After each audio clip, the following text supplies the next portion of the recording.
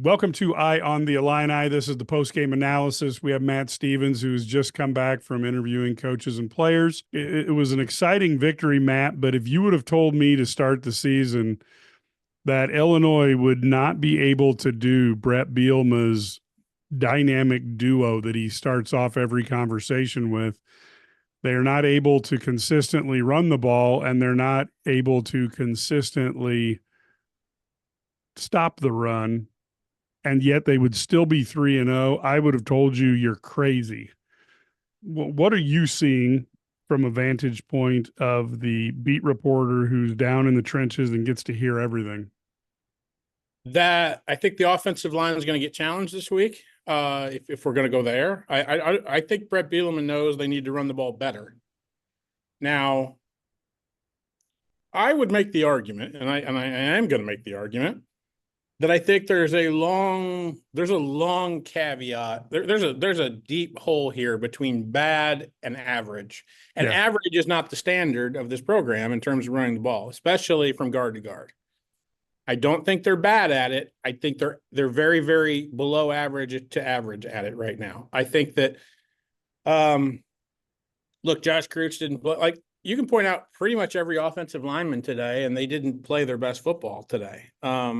And that's not going to lead to Luke Altmaier getting protected very well, because it didn't. He didn't. It's not going to lead to a lot of chunk plays in the run game, even though Josh McCray and Khalil Valentine had enough. But I thought Illinois did enough on a sleepy 11 a.m. kick after a huge victory the week before. There are teams all over the country that do this, Mike.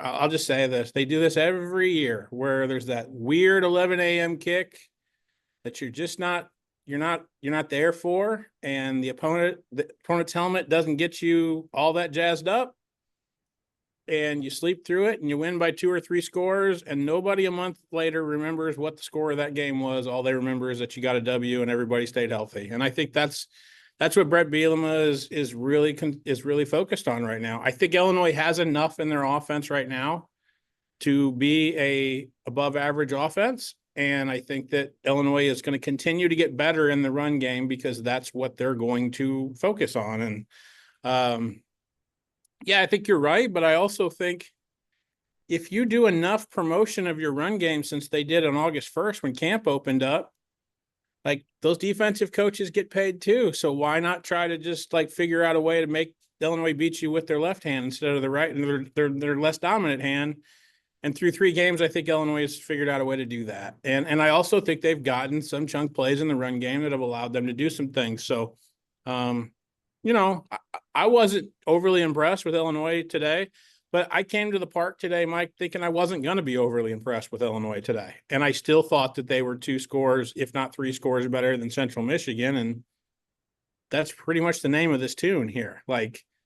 Again, I don't think when we kick it off at 6:00 on Friday in Lincoln, Nebraska, nobody's going to really care what the final score of this game was or how it looked. It's did you get the W? Great. Let's move on. And I think a lot of teams are finding that right now when they play a Central Michigan.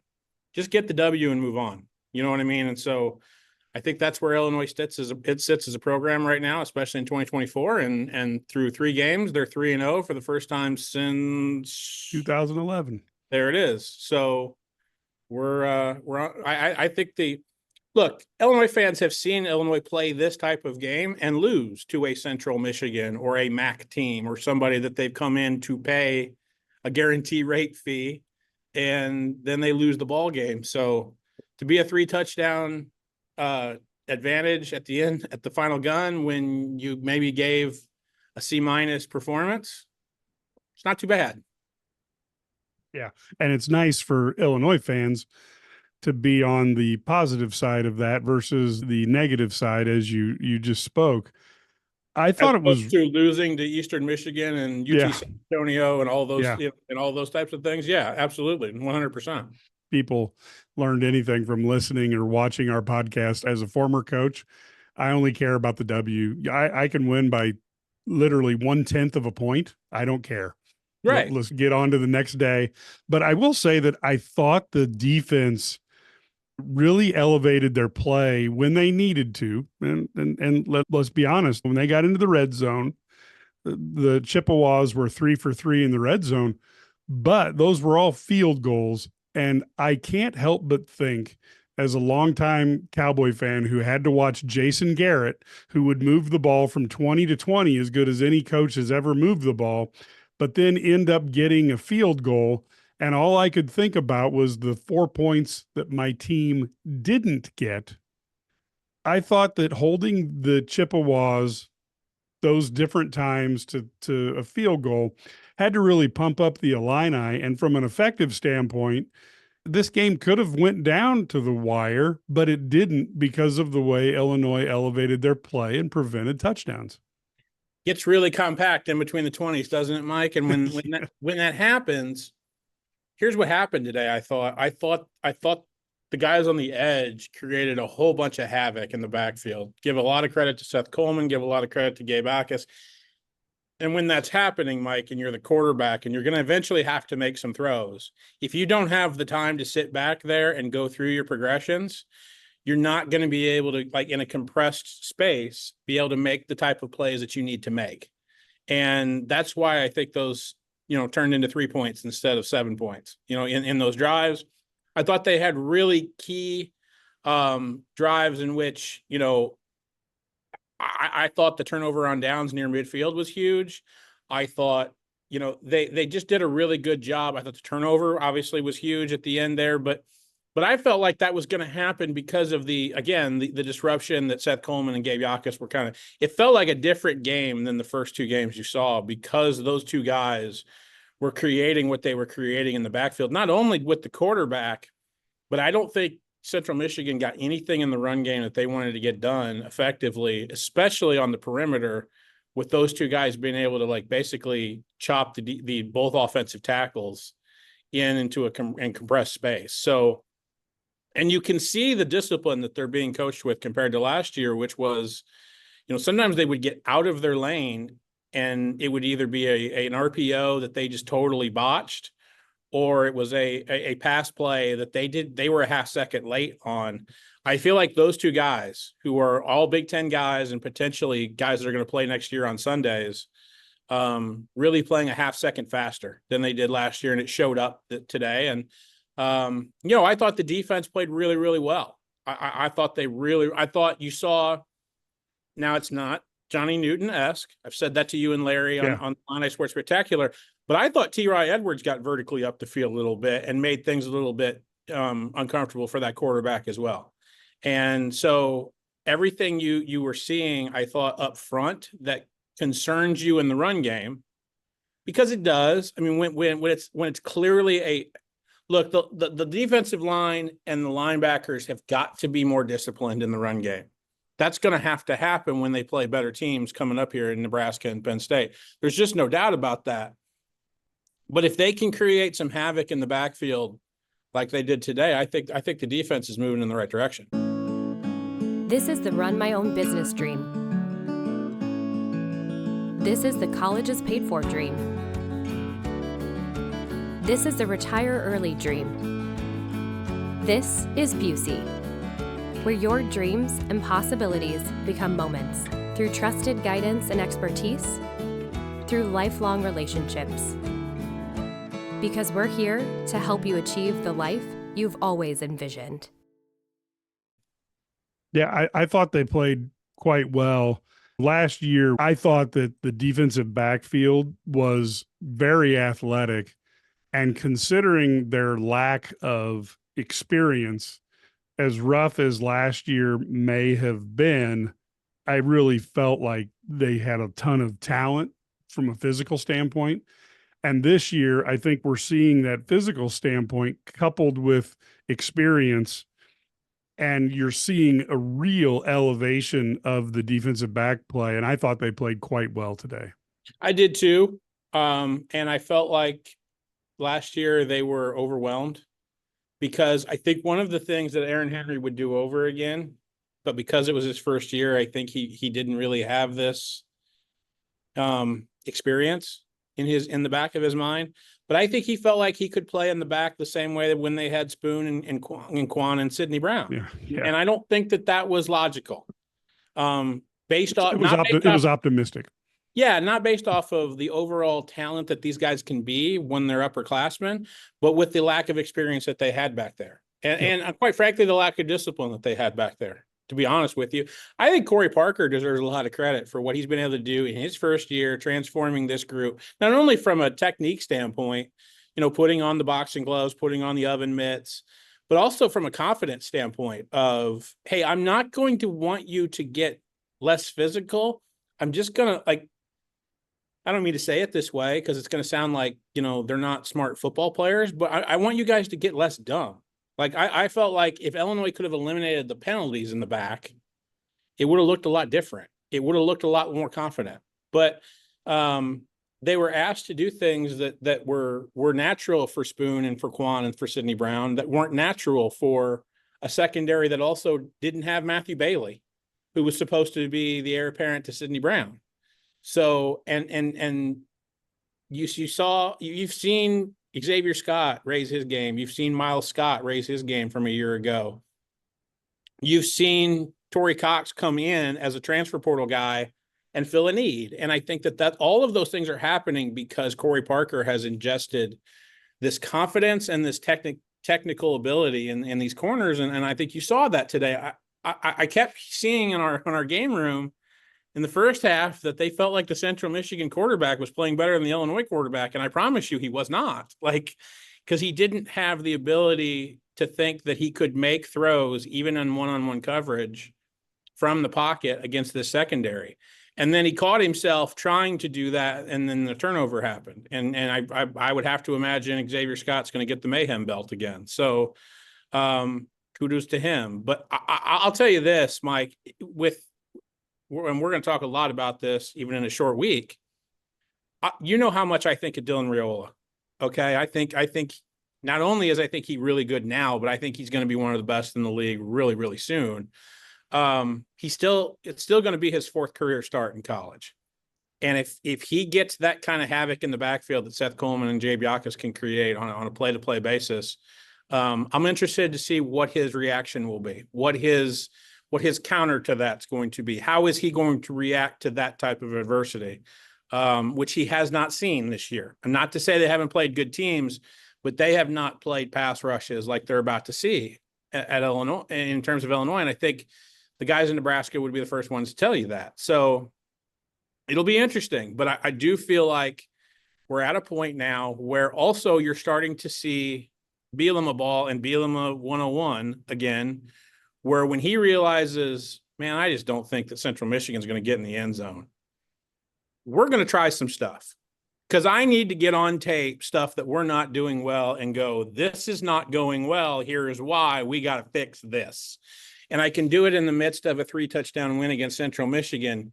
I'm telling you, Mike, that's how you get better in October. And that's how you get better in November is by putting on tape something you're not doing well in September and fixing it. Because the longer it stays a mystery that you're either doing it well because the team is so bad, or you're not doing it, you're not doing it well, and we're just going to give up on it. That leads to teams being a one-dimensional type of deal, and I don't think that's ever going to be the case with Brett Bielema on either side of the ball. So you saw some stuff with the linebackers today that they need to get fixed in terms of the run game and in the run fits. You saw some stuff in the offense where, I think from guard to guard, they've got to figure something out, and I'm sure that they were called out. And then I thought the tackles played woefully bad today. I think JC Davis is going to get drafted. This was not the tape that's going to get him drafted. And then this is the worst game that Melvin Priestley's played. And it really I'm going to be honest with you, stuff that he was doing that is just flat out unacceptable. That's going to cost Illinois later on. And that he has a reputation. He brought a reputation from Grambling. He was doing that today. And it really ticked the coaches off, because I know they've had a meeting with Melvin before they ever brought him to Champaign saying, look, you're not doing that stuff here. And the 15-yard unsportsmanlike conduct really set off Bart Miller and Brett Bielema, because Brett Bielema mentioned it. He said, when the quote was, when Melvin Priestley plays for Illinois, he did really well today. When Melvin Priestley played for the other team, he did really poorly for us today. So that's a sign that, Melvin's going to get some teaching points here real soon. And I don't think it'll be before he goes to bed tonight. So there's a lot of things to get ironed out. The good news is, I think you have one of the top, as much as like the people in the game room are going to want to tell me I'm wrong, I think you have one of the top half-level quarterbacks in the league, which means you can win a lot of games. And I think your 2 starting wide receivers are about as good as anybody else's 2 starting wide receivers in the Big Ten, unless your name is Ohio State.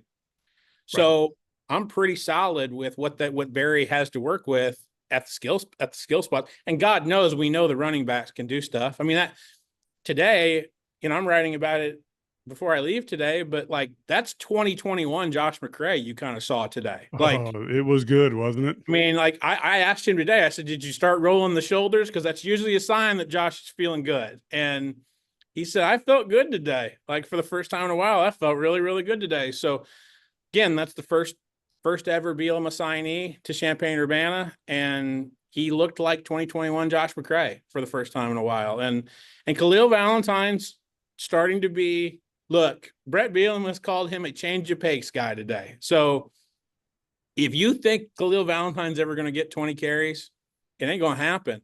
But when the defense is tired of trying to tackle Caden Fagan and Josh McCray, you're going to see number 5 roll in the game, and they're going to have to run around and try to get him. And I think a good day for him would be somewhere in the neighborhood of 6 carries for 50 yards every game. And Brett Bielema said something interesting today, which was, I'm not real interested in the individual running back stuff.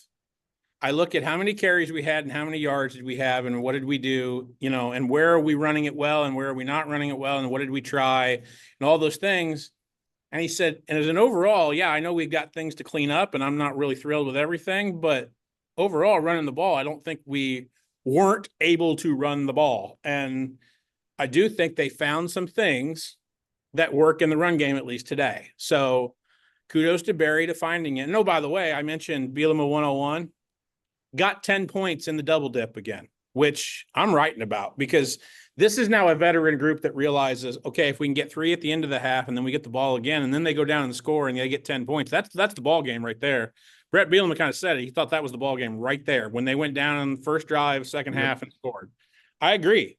But I do think that that's 18 to 22-year-olds or 18 to 24-year-olds now in the normal college football, and recognizing that that's a big momentum shift in college football, that they're being taught by their head coach in a very, very Belichickian type of way. So I had very, very little doubt that the first drive of the second half was not going to be successful by Illinois, simply because, one, I know that they were getting their butt chewed in the locker room, but beyond that, I think that they were going to put an emphasis on, okay, let's dial up some stuff that we know will probably work, at least early on. And then we can get the tempo going. We can get the RPO stuff going, which, oh, by the way, give Barry a lot of credit, Barry Lunny a lot of credit. They have figured out the RPO stuff works out well with Luke. And when we have to go to it in order to have a successful drive, they go to it. And so I thought it was it's a win. And I thought there were a lot of things that Illinois can take from it that they need to get better at before they go to Lincoln. But this program's in a lot better spot than it has been in a long time, simply because if you can give a C- effort and beat a bottom level MAC team by 21, that's much better than this program's been in a long, long time. I look back at what people have said about Bielema, and I think a lot of people are stuck in the Brett Bielema of the past. And maybe there was some decisions that he made in Arkansas that people disagree with. But I was to talk to Matt Stevens from 2014. That would be a different Matt Stevens than what we're talking about today. I think people grow, and I think he is sometimes judged by people based on his worst day, let's say, as opposed to a regular day at the office or his best day at the office. I'll go one further, Mike. I think people are stuck in the Mike White, John Makovic era of having great passing attacks. I'm totally with you, because Illinois fans can only look back right now. If you're talking about a quote era, unquote, you can only look back to when Mike White showed up to when John Makovic left as an era of good Illinois football. Now you can point to 2001 and say that was a great year. 2007, that was a great year. But if you look year in and year out, they put a butt whooping on Ohio State for 4 or 5 years in a row. That's unheard of. I think in the years that Illinois has been competitive in that block, throw the ball, and then say the Ron Turner year where they won the Big Ten and went to the Sugar Bowl, and I wouldn't even say the year they went to Pasadena, because they really handed the ball off to Richard Mendenthal an awful lot in that year. Yes, that year they did, yeah. So, but most of those years where Illinois has been extremely competitive in the Big Ten, what have they done? They've thrown the ball, and they've been a primary passing team. And I think that from an entertainment standpoint, intrigues people more, and that's fine. Go ask people in Madison, Wisconsin, what they'd rather have right now. Because right now, they went away from that, and that's not who they are. And I think Brett Bielema said today, Mike, it's interesting that we started this podcast with, you don't think they're doing any, or at least 2/3 of the keys of run the ball, stop the run, and cover kicks well, and they're 3-0. I'll be damned if the head coach today didn't go, you know what, guys, good teams really do. They run the ball, they stop the run, and they cover kicks. And every one of my 105 players would say that right now if I asked them. And I thought, okay, like at least the team knows who they are and what they are. I'll give you a perfect example today.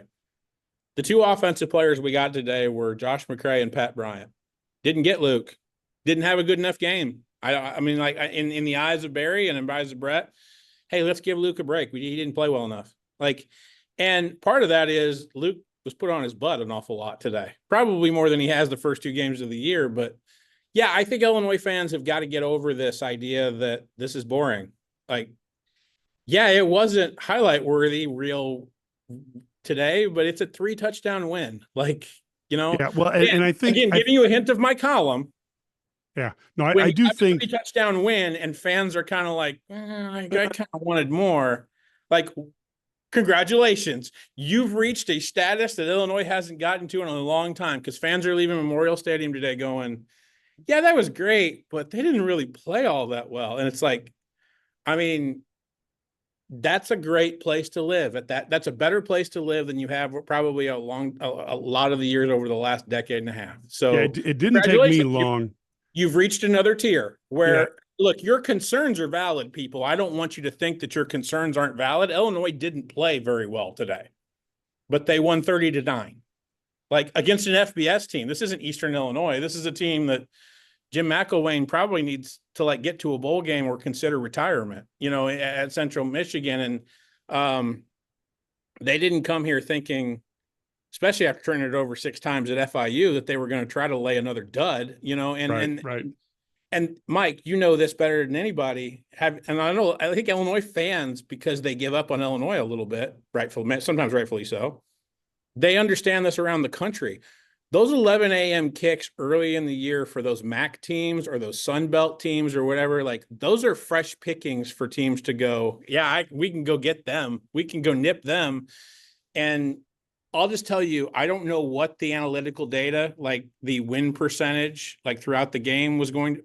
There was nothing after the first drive of Central Michigan that led me to believe they have any chance to win the football game.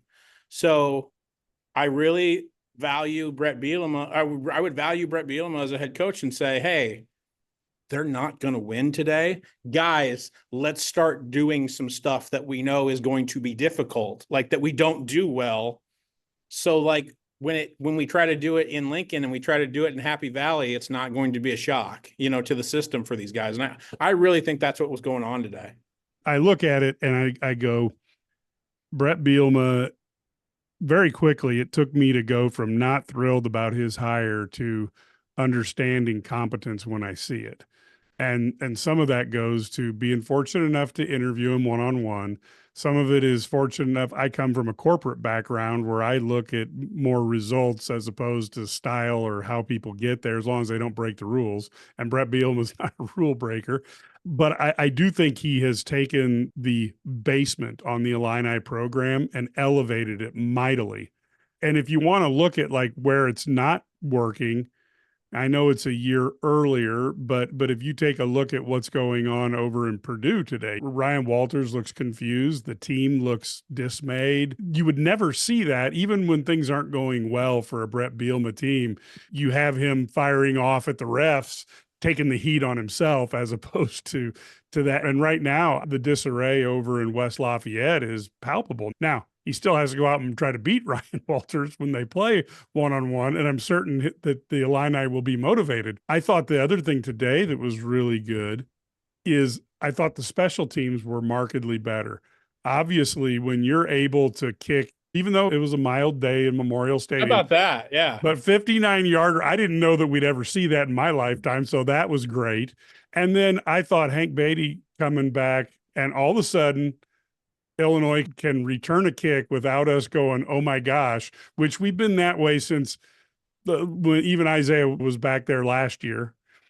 And certainly this year with Rusetich, nothing against the man, but you could tell that wasn't his forte.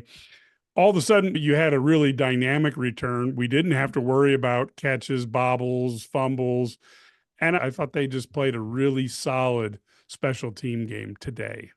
Red Grange wasn't just a football player, he was a legend. Discover the untold story of Illini great Red Grange in a new novel by Doug Vilhard called The Golden Age of Red.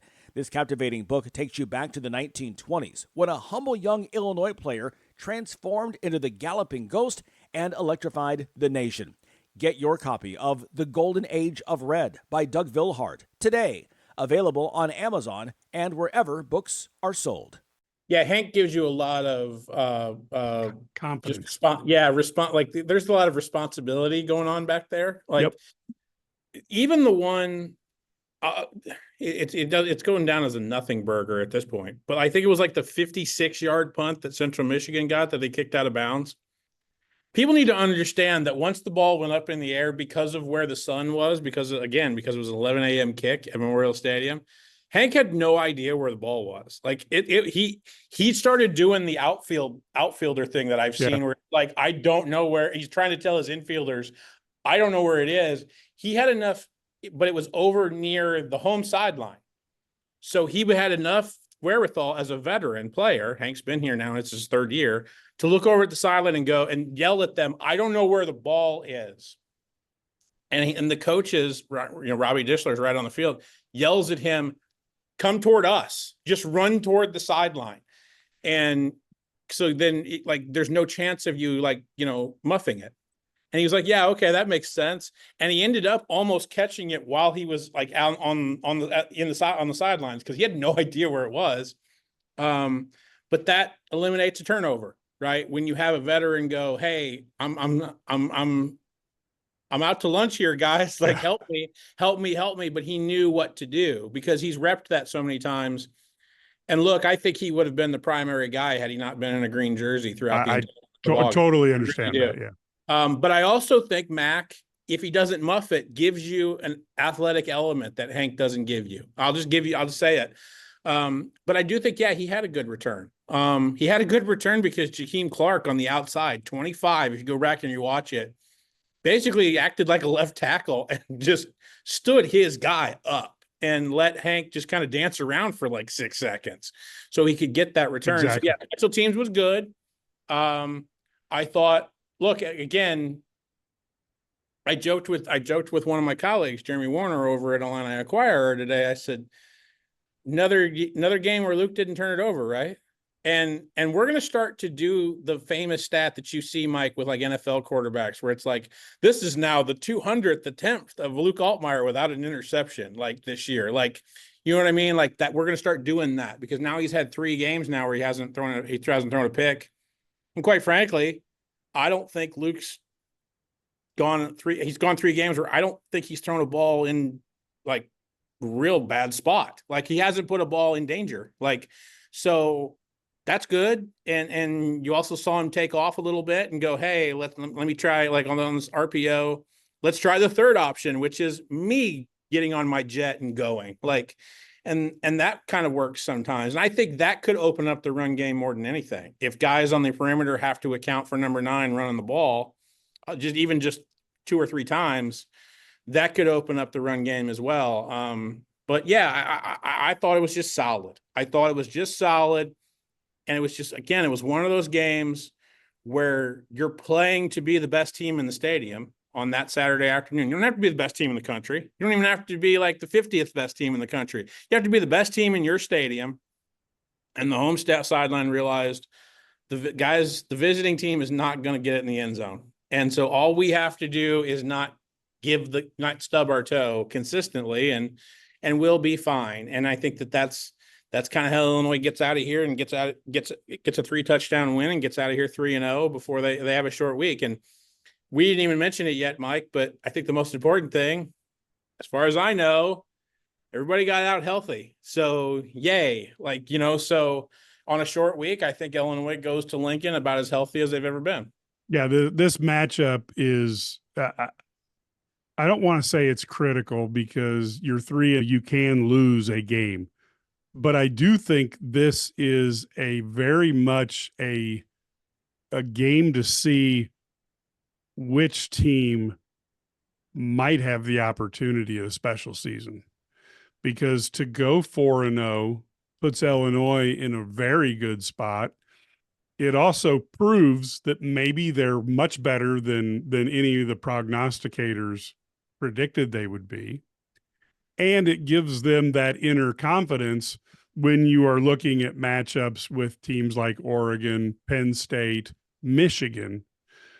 Not that you're going to beat those guys because you beat Nebraska, but if you're going to have one of those special seasons, have victories that look like beating Nebraska on the road.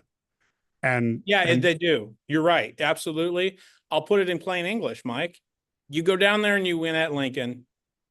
You're now looking at 2 road games and a home game where you won't be favored the rest of the year, likely, unless injuries completely derail you. Right. Yeah. But, you win the game in Lincoln. You're not going to be favored in State College at Penn State. That's cool. Like, Illinois hasn't been favored at Penn State in ever. So, okay, yeah, cool. You're not going to be favored on Halloween night at Eugene. Great. Nobody thought you were going to be anyway. Okay.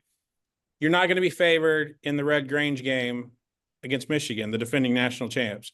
I don't believe Illinois is. I don't care how bad Michigan is in throwing the forward pass this year, which apparently they're really bad at it. They are really bad. But I think Michigan's going to come to Champaign favored. Correct me if I'm wrong, Mike Cagley, but somebody in the Big Ten is going to go 9-3 and probably get in the playoff.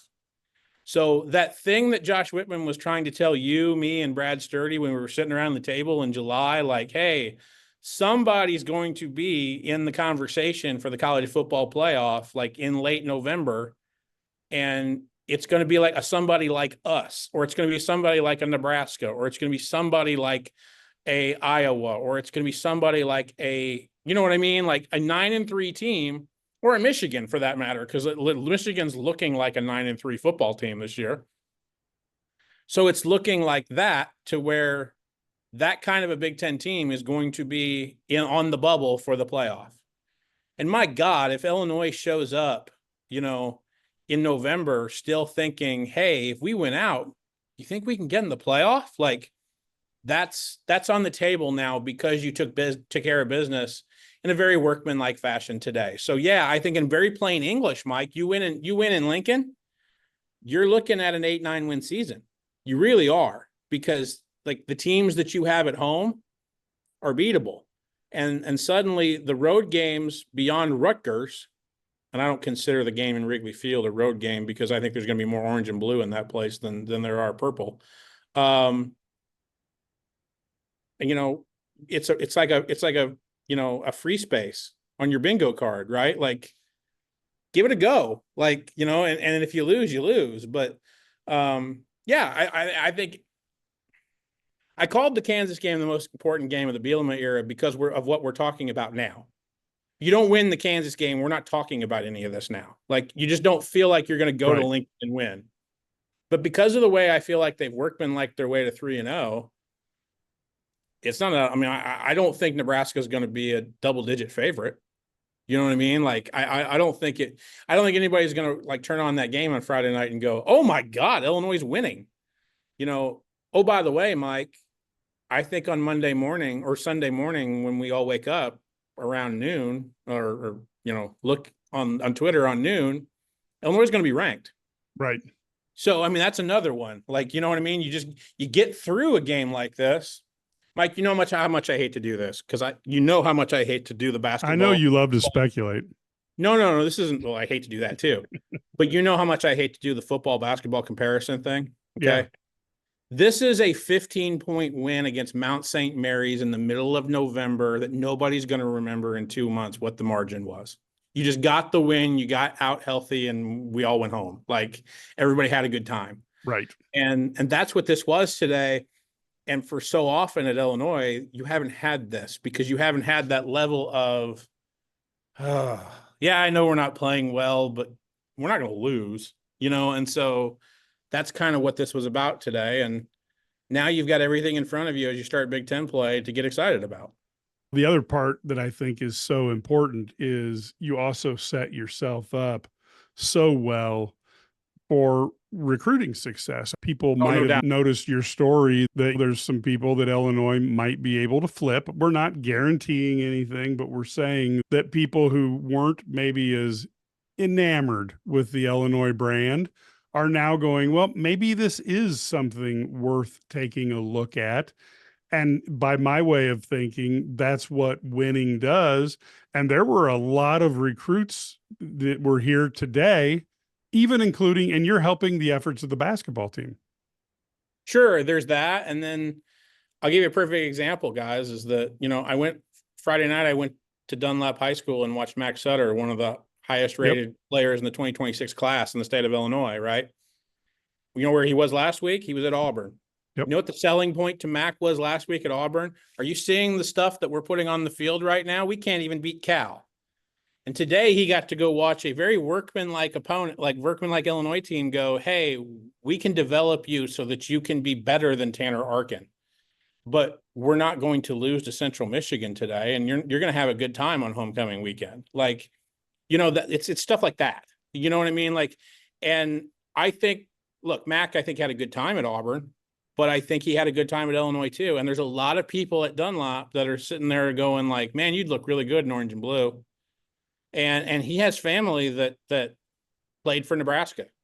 He does. So what if Illinois goes into Lincoln and wins? Like, and so I think that matters to kids. I think it matters that Illinois is 3-0. I think it matters that when Mac wakes up on Sunday and he sees that Illinois is ranked, that's going to matter, and so, it was a big recruiting weekend for Illinois on homecoming weekend. And quite frankly, the 11 o'clock kick didn't really do a whole lot for attendance, but it wasn't barren, and the student section filled up by the time kickoff took place. So that was cool. So yeah, I do think Illinois had a successful recruiting weekend again, simply because they it's just easier to look at kids and go, yeah, okay. I'm gonna do the basketball football thing.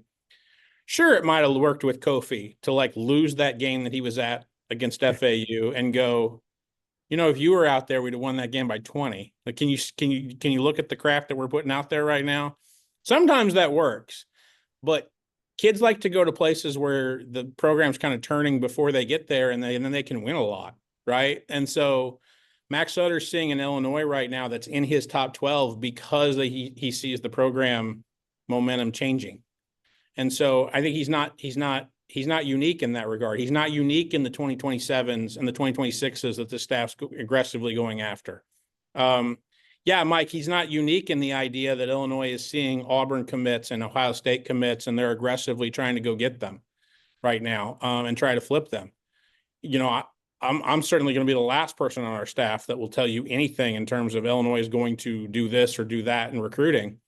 But I do know that they're aggressively trying they're aggressively trying on the kids that I put out there. So yeah, it was a great recruiting weekend, and I feel like Illinois has got things going in the right direction. And look, all you got to do is look at the win-loss record to prove that. And 3-0 hasn't happened in a long, long time. And 3-0 when you haven't played all that well.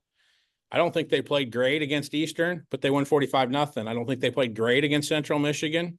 They won 30-9.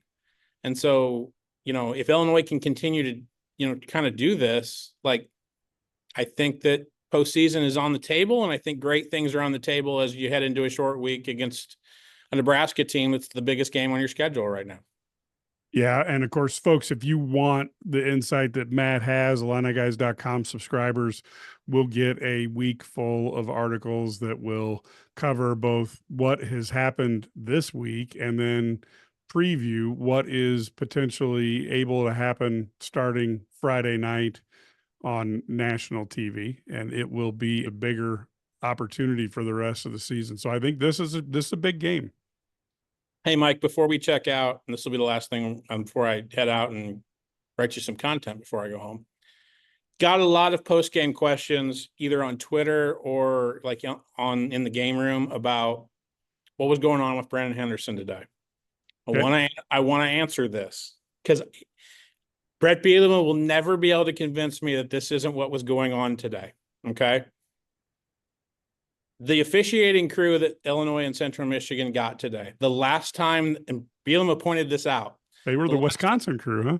Right. It was the last time they got them was the Wisconsin crew. So if you don't think that Brett Bielema was going to put a tackle in a number 94 jersey today, just to make that officiating crew announce Brandon Henderson as 94 every time he stepped on the field. And if you don't think Brett Bielema was going to put Brandon Henderson out there as many times as he possibly could, he will never be able to convince me that he wasn't trolling that officiating crew the entire time, the absolute entire time. And I'm telling you, he said it in post game. Like, he said it, Mike, that like, this is the last time we got them was a Wisconsin game. And I guess it's kind of ironic that, we did this with Brandon today because we wanted to really get him on the field a whole bunch. He'll never be able to convince me with the way his personality works and the way his mind works. I'm going to needle the hell out of these guys today. And I'm going to do it in a way where, yeah, we do want to get Brandon on the field. And yeah, I really do like the mini barge package. But I'll be damned if I'm not going to make this head referee that in his mind, I don't agree, but in his mind still thinks screwed me last year when Wisconsin came here. I'm going to make him announce Brandon Henderson as 94 about like 25 times today. And he'll never convince me that wasn't what was going on. But, if he wants to get his pound of flesh that way, kudos to him. Hell with it. Like, go for it, man. And I almost think with the way the officiating crews work in the Big Ten, they probably came over across the field when Brett said, "Hey, look," because the coach has to tell him, "Hey, this is what's going on here." Right. Exactly. He's wearing 94 today. I'm sure the head referee looked at him and went, "Really?" And almost probably shook his hand and went, kudos to you. You know what I mean? This is how you handle this. And so maybe no, the way, again, there's some Eddie Haskell going on with Brett Bielema here, where it's like, I'm not doing anything wrong, but I'm needling your butt for a good 25 times today, just because I am still sore about what happened last year against Wisconsin, and you are the guys that did it to me. So here you go. Big boy is going to be coming out in 95, 25 times. So that is what happened today. Brandon Henderson is 75 on the roster. If you put 94 on him after warmups, which they did, no name, 94, he then has to be announced as every time he goes on the field, because he's that literally individual now. We ought to just call it the Wisconsin Brett Bielema rule, which is if that happens, you have to be announced every time you go on the field because you are wearing a different number. And the opposing sideline has to know that person is now wearing a different number than what they are on the printed roster. So that is exactly what Brett Bielema was doing today with Brandon Henderson. I'm also, if you want to go X's and O's with this, and I'll do it in the film review, I am convinced there's a tight end eligible play out of the mini barge with Brandon Henderson. Oh, that I totally with you, because I thought that they might be trolling, but I'm not there to. I think to both make are those. true. I think he Yeah. is trolling that officiating And crew. he's also setting up something. And he's also setting up something that Nebraska has to look at. But I do think there is something in there in a goal line setting where Brandon Henderson drifts out and he is an eligible receiver.